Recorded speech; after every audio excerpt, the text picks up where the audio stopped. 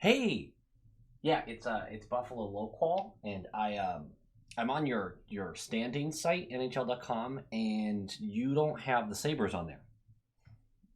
Nope, they're not there. I'm looking at it right now. What?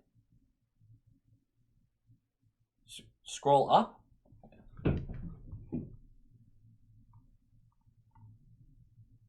Oh my God. Well, what does that mean? Oh my God. This is amazing. Thank you so much. It's amazing. No. Yeah. No, I'll try not to get used to it. Thanks. Low quality fans of a high quality Bruins team. That is a dub. Yeah. It's over. Stop the count. We're going 82-0. There's no reason we should ever lose a game this season. Not one. This team's perfect. It showed it against Juggernaut Stars. We did it. We did it. We are winning the cup. Playing the parade. We nailed it. In all honesty, I feel really good about that win. You wait for months for the season to start, and you're waiting, and then you have the preseason, which is great at first, but then you're like, all right, I just want to get through the preseason. And then the season starts on Tuesday.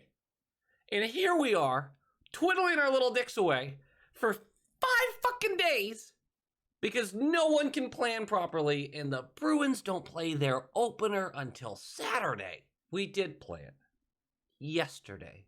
And we won. So suck it, NHL. Also, happy birthday to Brusque. I'm recording this Sunday morning. Happy birthday. Congratulations on the game-winning goal last night. Haters be damned. The DeBrusque Revenge Tour is on. Regardless of how you feel, it makes the team better. Let's do it, Jakey. Let's fucking do it. I'm so excited. Sway gets the start because I told you he would, because he's the better choice. And again, we didn't waste $5 million on a backup goalie. Right now, Sway's playing better. Omar's still learning the system.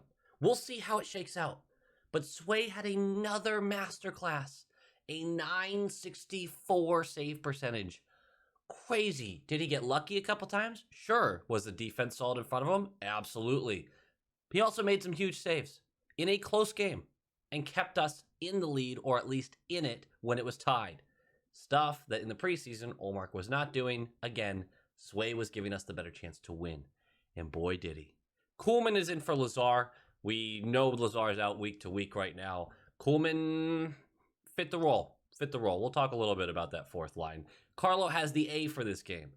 We do know that the A will be a rotating cast, so that's not going to stay with Carlo as far as I know, but good for him. He played well. Ironically, the guy who just signed the $9.5 million extension did not play well. So, that's ironic. Am I worried? Absolutely fucking not. It's McAvoy. Come on. Puck drops! And Dallas was not ready. Now, Dallas went through a lot, and they're finally kind of a full team again. They finally have their star players back. Tyler Sagan's been hurt, and Jamie Benn was hurt, and they had COVID issues. They started kind of slow. And by kind of slow, I mean, Holtby had to make 3 saves in the first minute and 20 seconds off of 3 separate zone entries. Like, we were possessing everything. And also fun, if you listen to the Short Shift Pod, link below, check it out. We talked about who would get the first broken stick. We did a bunch of these superlative bullshit. I don't even know if I'm using that word correctly. So we were like, who gets the first broken stick? And we all said Pasta, because it's always Pasta. Pasta breaks his stick all the time. Riley, in the first 3 minutes of the game, broke his twig, going for a slapper. So we're going to have that problem again. The first 6-ish minutes are all Bruins. It is ridiculous. And even when we bend, we certainly don't break. This happened 8 minutes in. 3 on Grizz. They didn't even get a shot on net. It was a great stick play by Grizz to intercept the pass. No dice. Shortly after that, we get our first power play of the season. And I'm bringing up how we got the power play because it's important. Because this guy was all over the ice. Yeah, I'm not just saying it so that it's a boost to his morale or whatever. Jake DeBrusque was all over the place last night. Analytically, he was one of our best players. Awesome forecheck. Gets right in on them. They do get a clearance attempt, but he comes back to the top of the offensive zone to continue to try to keep the puck in and draws a hooking from Suter. We're going on the power play. Unfortunately, about $1.50 into that power play. Now, our power play does look lethal, but we're not really finding that finishing touch yet. Smith. I don't like this call. He comes into the boards. He has his stick down. The puck is, everyone's fighting for it. But he has his stick down when he comes in. He gets pushed from behind. His stick goes below the skates of a Stars player and boof, tripping. That is something you see very often in a game, and I feel like it's called 50-50. I'm not mad at the penalty by any means. It is a frustrating call to take while you're on a power play. I don't like it, but it's fine. We do not score on our power play. We do not score 4-on-4, and they do not score on their 1.5 minutes of power play time after that. Moving forward, 4:03 left in the first period, and Sway makes the big stop. But wait, there's something weird about this. Almost 16 minutes into the game, that is the first credited save for Swayman. It took them 16 minutes to get a shot on goal. Bear down, bitches.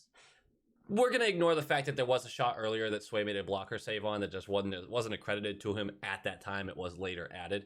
But I like the idea of it taking 16 minutes for them to take a shot off, so it's more fun that way. 2:22 left in the period, and Marshy he's so good. He sees that the Stars are about to get the puck out of their zone. He's coming in through the neutral zone, intercepts the pass, Pasta boost of speed to make sure he gets out of the zone in time so it's still on sides. Marshy comes screaming down the center. But the chance is taken from him. That's right, from behind. Gets hooked. It's a penalty shot. We were awarded a penalty shot. That never happens. But we are. And not only that, but Marchand picks the puck up cleanly. You know what I'm talking about there.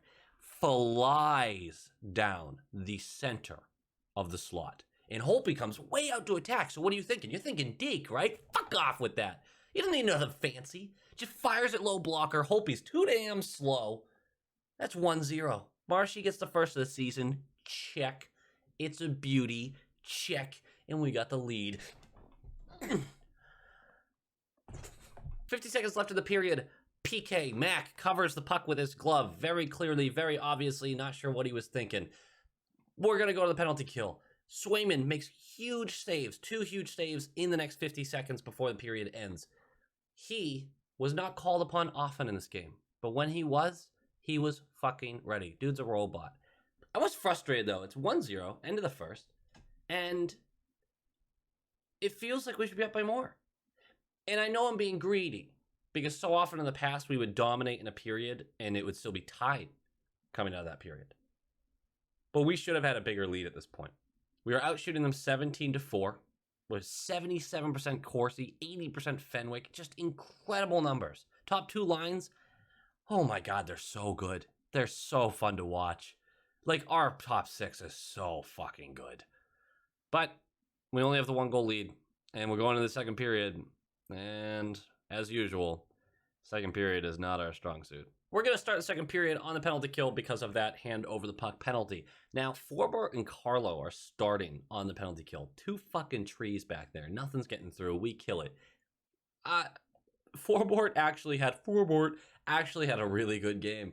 Does he still drag McAvoy down offensively? Absolutely. But he was way better than we'd been seeing so far. Great pressure after the kill, but there's a weird neutral zone infraction. It's interference on Peterson on Pasta. There's really weird, blatant penalties going on. Probably just early season stuff, but Pasta's nowhere near the puck. And he's just going up the left side, and Peterson just comes in and takes him into the boards. Not roughly, not aggressively, not dirty, just hindering his progress. So let's throw the flag. There we go. We're going on the power play. And the power play, fuck ton of movement, man. So much movement. Whipping the puck all over the place. It looks really cool. 1 shot on net. A ton of possession. 1 shot on net. It doesn't go in either. It's a bummer. Because shortly after, we're out shooting them 21-7, and they tie the fucking game. 10:45 left in the period. It's a ton of pressure by the Stars. It's almost a minute in our zone. Puck comes out to the top left point, and Hall attacks, taking him out of the play, more or less, because he really goes for this. It gets fed down the left boards. Now, There is a star there. The problem is Coyle, Smith, and Carlo all take the first stride to attack the left wall. All of them. So now we have 4 players outside of the play. Puck gets fed to Glendening, who's alone in the slot. Grizz is 4 or 5 feet in front of him to the right a little bit. Glendening also has an option to the far right side and an option just back top of the slot. Or he can shoot. Swayman has to basically cover for all of these because Grizz is not in a good position because he didn't expect to be put in a 3-on-1 while everyone around him is still in the zone. Everyone committed too much to the board play. Glendening makes the right choice and just fires this low blocker. Swayman can't come up with a save. It's 1-1. And we're being the better team. And that was such a massive gaffe. Like, there's no reason you shouldn't score on a 3-on-1. Now, obviously, we stopped one earlier because Grizz made a great stick play. You can't give them 2 of those. 1-1. Awful, awful play. Disgusting. Everyone involved. Hall attacked too hard to the point. Smith, Coyle, and Carlo need to communicate. It's someone's job to go to the wall. It's not all 3 of their job. I guarantee that. I'm not in the coaching room, but I'm pretty fucking sure that it's not everyone's job to go after the one guy on the sidewall, leaving 3 other people wide open. 8:31 left. Big old PP time. Jamie Benn cross-checking. And you know what we do with it? McAvoy fans on a puck, creating a breakaway the other way, and Swayman comes up big and stones him. Problem is, McAvoy kind of sort of hooks him on the way back, so even though he still gets the shot off, the hooking is still called, and it's a 2-minute penalty, and we no longer have a power play. Bullshit. What's also neat is, before that penalty expires for us, we take another one, Marchand for tripping. So it's 5-on-3 for 11 seconds. That's okay, we clear the puck pretty quickly. We then kill the rest of the 5-on-4, and then DeBrusk runs the goalie with Sekera on his right. So that was fun too. DeBrusk really wanted it. He just kept going to the net, going to the net, going to the net, and eventually that would pay off. I did figure out the issue though. It's 1-1 at the end of 2, and here's the heat map for our shooting. It's a circle. It's a circle heat map. No one's in the slot. What are we doing? What are we doing? Seriously, what is that? It's a cock ring. Just heat map cock ring. That feels vulgar, but that's what it is. So that's half the problem. The other half of the problem is this is the worst game I've seen Mac play in like a year and a half. It was bad. He just could not touch the puck tonight. Rough opener for him, but that's okay. It happens. He has earned enough of a leash on this kind of stuff, obviously. Oh man, 3rd period, 5 minutes in, and DeBrusk, our baby boy. He's just a baby. Happy birthday again. Forecheck, man. Forecheck. Comes careening down on the right side. Rupe Hintz doesn't know what to do. There's a man coming down on him. So he tries to force it up the right wall. Howla is there, collects the puck, feeds Foligno in the slot. Foligno tries to deke, completely screws it, like gaffs it, puck goes forward. But DeBrusk, after the forecheck, went to the net like a good little boy. He comes into the slot, collects the loose puck, fires it low blocker. That's 2-1. That'll be your game winner, Jake DeBrusk. Revenge tour. And the game was never really in doubt after that. I would argue it was never really in doubt even with the 1-1 tie going on for a good portion of the game. We were outplaying them to a large degree, I thought. 4-on-4 we get for a little while. Hintz goes for hooking. And Sway sort of makes a push for the net during the delayed penalty. And then he stops, but someone still comes on the ice. So we've got 6 skaters. We get called for too many men, so it's a 4-on-4. Okay, that really pissed me off. You want to talk about stupid mistakes that could cost you a game. We're lucky it didn't. Marshy gets the open net. 2 goals for him on the game will make it 3-1. It was a fun little play. Pastos on the right side getting pinned in. He flicks it to Marshy. Marshy flips the puck, makes contact with it on the far side of a Dallas player, cuts left, and it bounces over to him. Now, of course, Heiskanen, who is the Dallas Stars player right there, Heiskanen is trying anything he can to stop him and ends up wrapping Marchand's leg and just holding it. It was kind of comical, right? It was kind of ridiculous. Jack Edwards was losing his mind calling it a slew foot and saying it was suspendable, play the game, all this stuff. I like Jack Edwards. I'm not going to lie. I enjoy Jack. I do. I know he's a homer, and I know it's frustrating at times. This was one of the more embarrassing ones that he's had in a little while. This was a tough one because the replay clearly shows that Heiskanen just grabs the skate. I mean, it's holding, I guess, but it's not a slew foot. He doesn't twist his ankle. He doesn't do anything like that. He just grabs his leg and holds it. And sure, we have the benefit of replay, but Jack, come on. Relax a little bit. We will take a penalty with 38 seconds left. Riley over the glass. Doesn't matter. We end the game 3-1. They aren't able to punch one in on Swayman.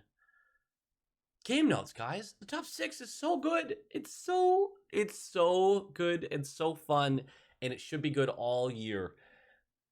This is exciting.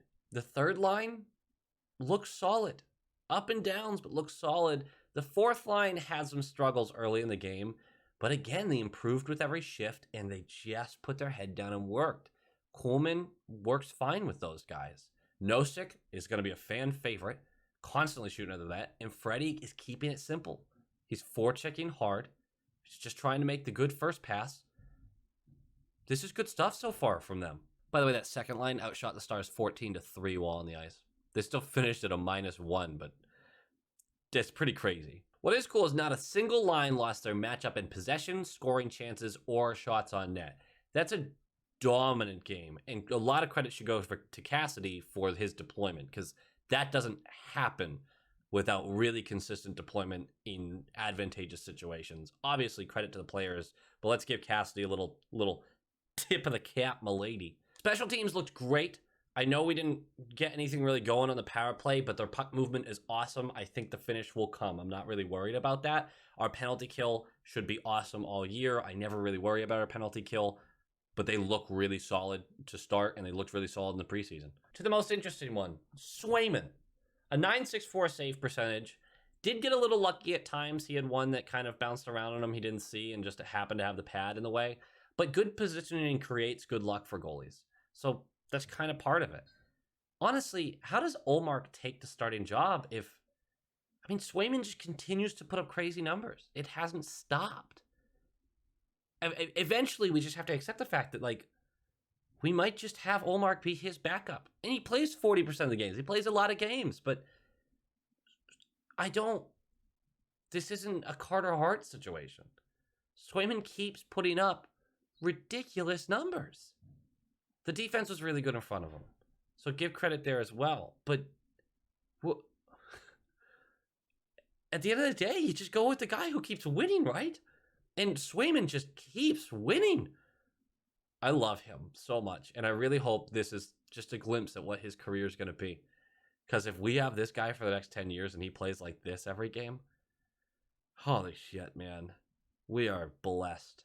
All right, guys, that does it for me. Like, comment, subscribe. Game 2 Wednesday. Very excited. It's going to be a nice little matchup with the Flyers. Carter Hart, probably, right? That's, he's still struggling. Poor kid. But I'm pumped about it. I'm pissed off that I have to wait all these days between games. Won't have that problem for long, I bet, though. We're going to be loaded with back-to-backs if this schedule continues. Fudge. Go Bees!